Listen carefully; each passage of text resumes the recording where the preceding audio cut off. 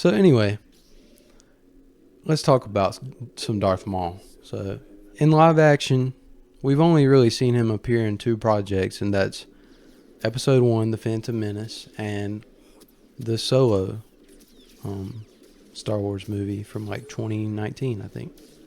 So that in itself, in my opinion, is a disservice to all of us fans. I mean, you ask anybody my age growing up who our favorite Star Wars character was, like, I guarantee Darth Maul was close to the top of that list. Not because we even knew much about him, but just his presentation. The dude with the double-sided lightsaber, the dude that's just a savage, can almost beat Qui-Gon and Obi-Wan all by himself. He's just got that aura about him. So in my opinion, as Star Wars fans, we're going to be eating good this year to get his story hashed out a little more, because his character has a lot of nuance and a lot of mystery to it. And one thing I will say is it's crazy that Star Wars The Clone Wars, which is a animated series, and Star Wars Rebels did a better job at hashing out who Darth Maul is as a character than the actual live action movies. So I'm going to do a little deep dive into everything that I think is important to know about Darth Maul, kind of from his childhood leading up to this series. So I don't get my head chopped off by the die-hard Star Wars fans, I'm going to kind of refer to some notes. So the Shadow Lord series is supposed to be following Darth Maul after the events of Order 66, where he escaped Darth Sidious. And one thing I noted is that there is a very big gap between him escaping Darth Sidious, which is referenced in the Son of Dathomir comics, and to becoming a crime lord in the galaxy, which is shown at the end of the Solo movie. There's a big time period where nobody knows what the dude was up to. And this series is going to be kind of following that. So basically, Darth Maul was born on Dathomir to Mother Talzin, who was the head of the Night Sisters. These were a band of witches who did a lot of dark magic rituals. And in the culture on Dathomir, any male who was born is automatically trained to become a warrior as a young kid.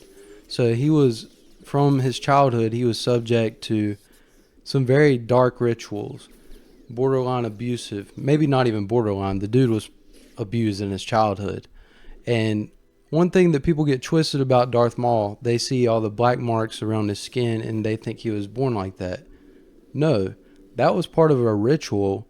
As a child, he was forced to get these tattoos to help establish him as a warrior for Dathomir and the Night Brothers. So, like I said, he had a very dark childhood, even from birth. But get this. So, Mother Talzin, like the dark magic that they would use, it kind of dipped its toe into using the dark side of the Force. So, basically, Darth Sidious, he came to Dathomir to talk to Mother Talzin. There were talks that she was going to become Darth Sidious's new apprentice, and he was going to teach her the ways of the dark side. But while he was there, he sensed an immense darkness in the child, Darth Maul. So he literally kidnapped Darth Maul when he was a kid. And from his childhood, he was indoctrinated to develop a hatred towards the Jedi. Because, of course, this is the goal of a Sith Lord, is to destroy the Jedi and rule the galaxy. But the thing is he didn't have a choice in any of that. He didn't have a choice of being born on Dathomir, where he will be forced to get tattoos all over his body. Imagine the pain he went through. He didn't choose to be kidnapped by Darth Sidious or trained to become a Sith. That was forced upon him. So my mindset is that Darth Maul is the most tragic character in Star Wars, in my opinion. And I haven't even got started. So we all basically know what happens with him. After his training to be a Sith is complete, he's sent on a mission to fight Obi-Wan and Qui-Gon He kills Qui-Gon, and then Obi-Wan chops him in half, and he's presumed to be dead. And to Darth Sidious's knowledge, supposedly, he thinks that Darth Maul is dead as well. So we all know what happens with that. Anakin gets to be Darth Maul's replacement, or it's kind of revealed that that was the plan the whole time. So here's the thing, though. It's revealed that Darth Maul, his hatred for Obi-Wan and his hatred for the Jedi was so strong that it tapped into the powers of the dark side and actually kept him alive.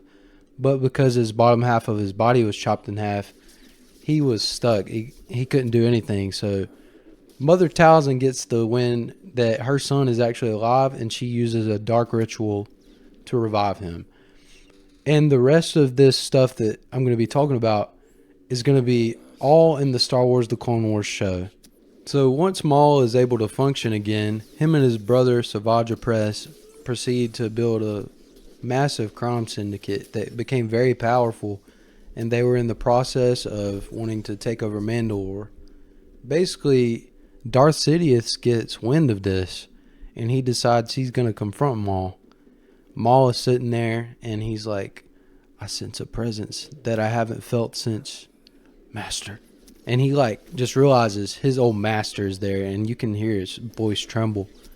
Well, Sidious walks in, and Darth Maul immediately bows to him, and he says, Master, I've used your training to build all of this in hopes that I can return to your side. And Sidious is like, I was surprised to hear that you were alive after your injuries. But he probably knew that the whole time. But anyway, he proceeds to just tell Darth Maul that the rule of the Sith is that there can only be two, and I have already found your replacement.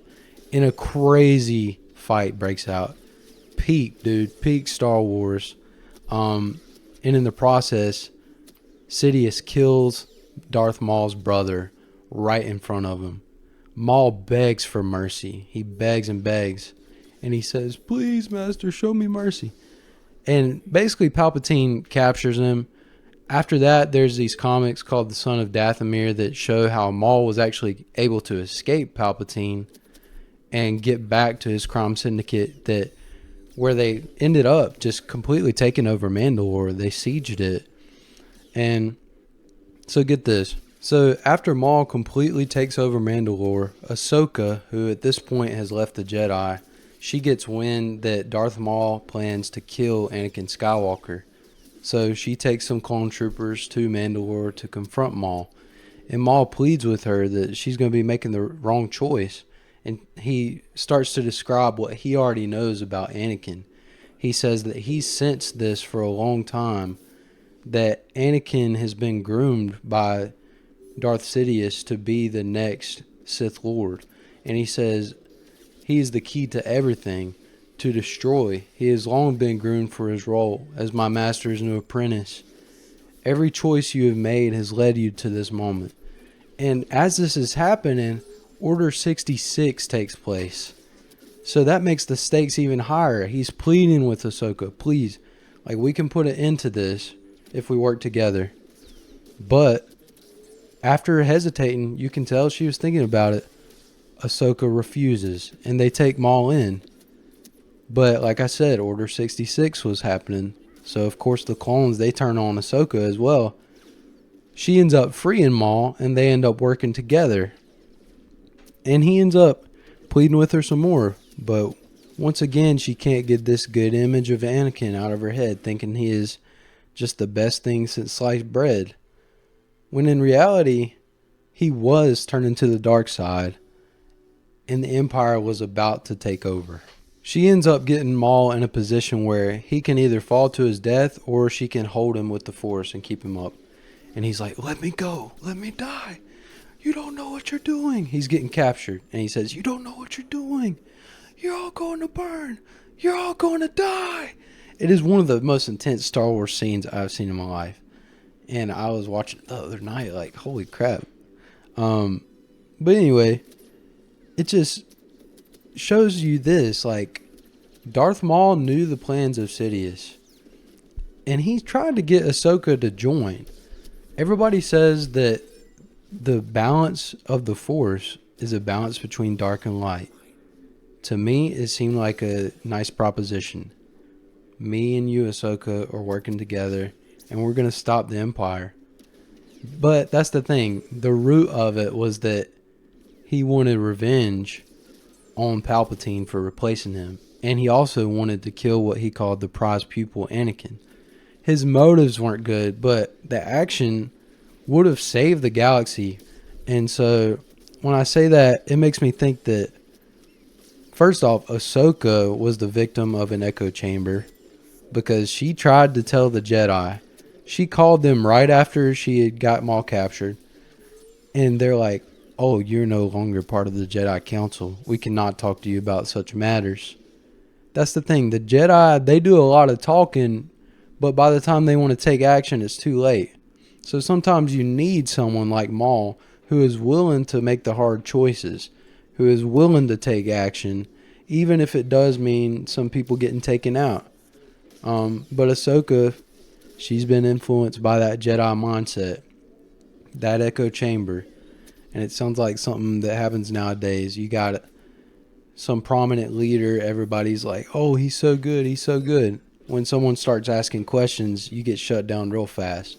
And Maul, he literally showed her the dice. He showed her, like, this is how it is. This dude's not who you think he is. And if you do not help me, we're all going to die. We're all going to be done. But she didn't listen. And that's why I don't like the Jedi. The Jedi do too much talking, not enough action. Like, what kind of religion, like, forbids love? Is love not, like, one of the purest emotions a human can feel? And so that gets into just how I think that this series will be entertaining, because there's interviews with the voice actor, Sam Witwer, and he says that this show is about bad guys versus worse guys. And also in the trailer, Darth Maul, it shows him saying, there are many who have prospered from my misfortune. In time, they will all pay. And so in my head, I'm thinking, all right, Vader prospered from Maul's misfortune. Palpatine prospered. Is he coming after them? Are they going to end up facing off? They did show some Inquisitors in the trailer. So obviously Maul is still being hunted down by the Empire. It looks very, very entertaining. But the theme that I want to talk about, though, with that is Maul's story is one of tragedy. And basically, we win as Star Wars fans with this show coming out. So I'm so excited about it, for real. And